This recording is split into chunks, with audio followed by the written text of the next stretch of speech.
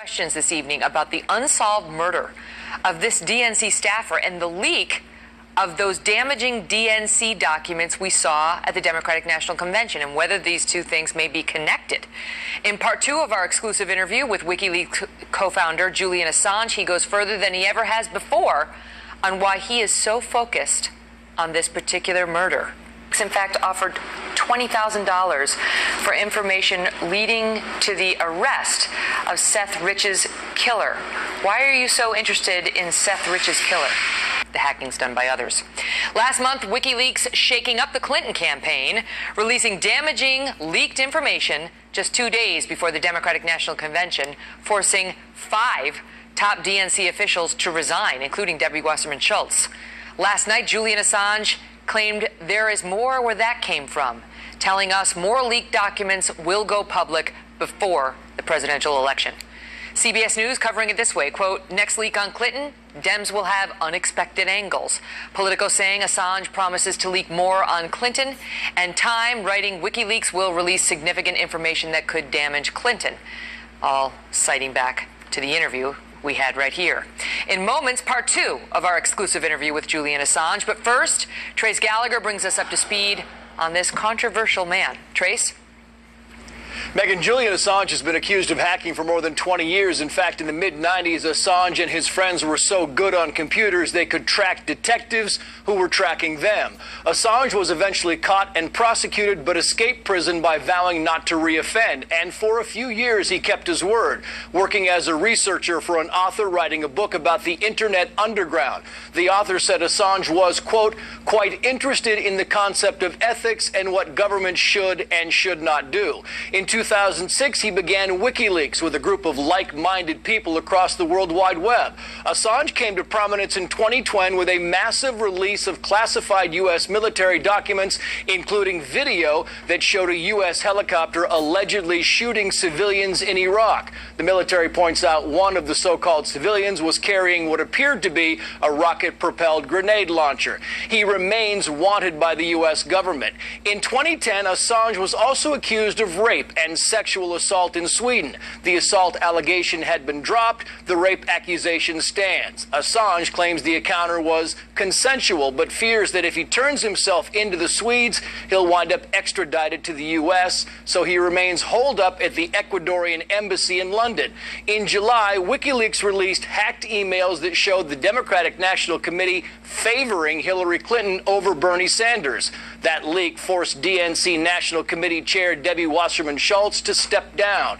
And now Assange is threatening an October surprise for Hillary Clinton, promising to release documents that could affect the election. Watch.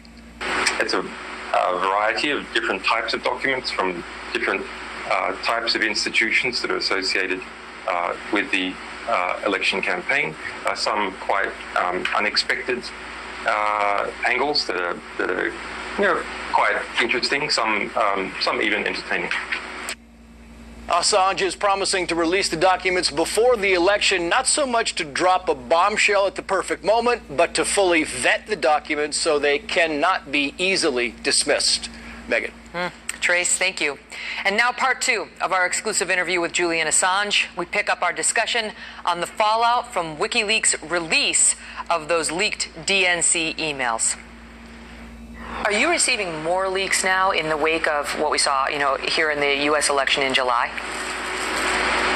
Yes, every time, of course, that we have a big publication, there's a lot of reportage, and sources see this and they go, okay, WikiLeaks works. I'll give them my stuff. So that's a good thing. Unfortunately, it means that we're drowning, having to work around the clock. There was a lot of speculation here in the United States that perhaps Russia was behind the hack of the DNC. I know you're not giving up your source, but there was also speculation about whether your source was inside the DNC and whether it may have potentially been a man named Seth Rich who was killed. He was shot in what police initially said looked like a robbery just last month. You came out in an interview with Dutch television and mentioned Seth Rich in a discussion about whistleblowers and the need to protect them. And WikiLeaks, in fact, offered $20,000 for information leading to the arrest of Seth Rich's killer. Why are you so interested in Seth Rich's killer? We're very interested in anything that might be a threat to alleged WikiLeaks sources. The police have offered $25,000. We have offered $20,000. We're not saying that Seth Rich's death necessarily is connected to our publications. That's something that has to be established.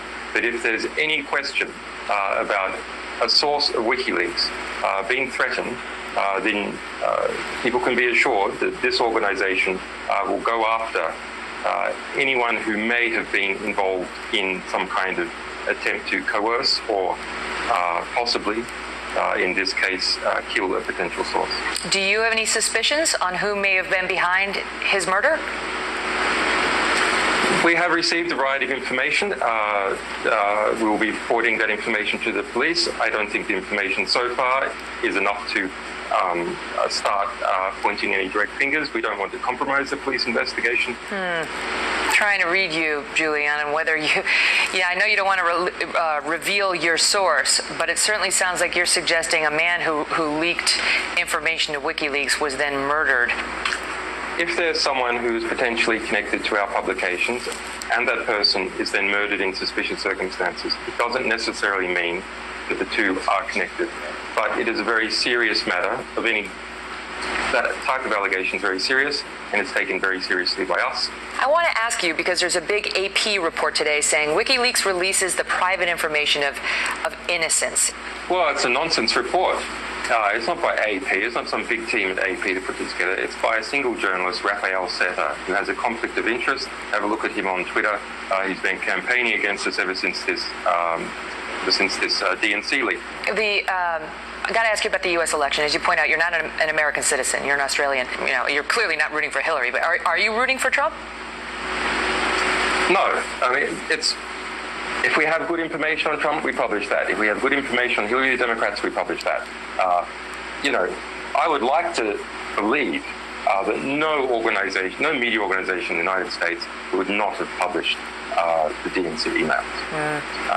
But I don't think that's true, actually. I think MSNBC wouldn't have published them. I think the New York Times wouldn't have published most of them.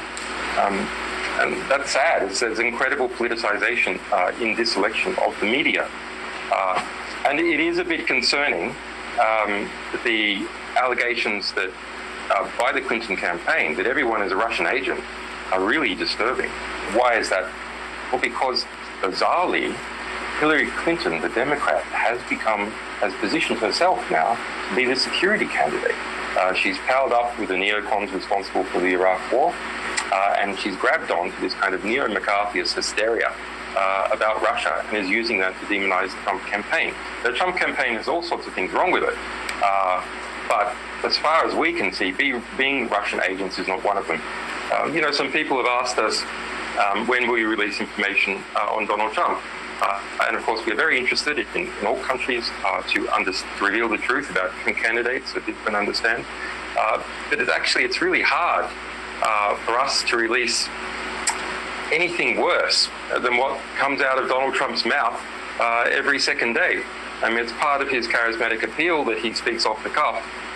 But that's difficult for Donald Trump to overcome a lot of those things, even with a lot of great material coming out by WikiLeaks or other publications. Right, and you don't do the hacking, you just do the releasing. And there have been some leaks about our military, including one back in 2007 that was controversial. You guys released video of an Apache helicopter in Baghdad, and sure enough, the United States had killed 2 Reuters photographers, and some children were injured. And WikiLeaks, we saw that thanks to video that you guys released, but the military came out later and said it doesn't show the full context, and they say RPGs were found. Ground troops leader discovered 2 RPGs, an RPG launcher, a rifle where this group had been clustered. Look, we had a clear result. The US government had to admit in court, under oath, in 2013, that not a single person that it could find had been harmed as a result of our disclosures. Do you need to be more careful? What say you to the charge that these releases need to be screened better by WikiLeaks? So what exactly is the allegation here? The allegation is that WikiLeaks is publishing too much